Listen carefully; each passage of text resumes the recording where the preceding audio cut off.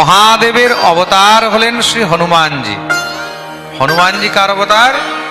মহাদেবের অবতার। তা ভগবানের যেমন মহাদেব প্রিয়, তেমনি হনুমান প্রিয়। আর তেমনি হলেন আরেকজন প্রিয়, সেটা হলো ভগবানের বাঁশি।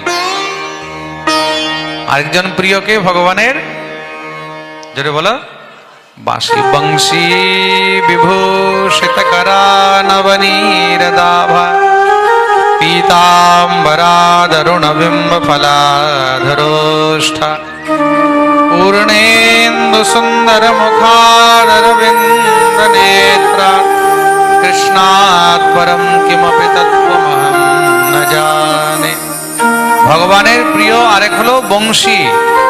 আর বংশী এতটাই প্রিয় যে ভগবান কোনো সময় তাকে ছাড়েন না, সব সময় তাকে কাছে লাগেন, সব সময় ভগবানের কাছে থাকে। কর্ষণ বেণুরণের গোপী, সবসময় যার কাছে বংশী থাকে, ঠোঁটে লেগে থাকে। আরো কোথায় লেগে থাকে? যেটা বলো, ঠোঁটে। ভগবানের অধরামৃত পান করছে। তাহলে এই বংশীটা কে? খুব মন দিয়ে শুনবেন, এই বংশী কে? কৃষ্ণস্য প্রীতি করা ইয়স্যাৎ রুদ্রস্তু বংশী স্বয়ং।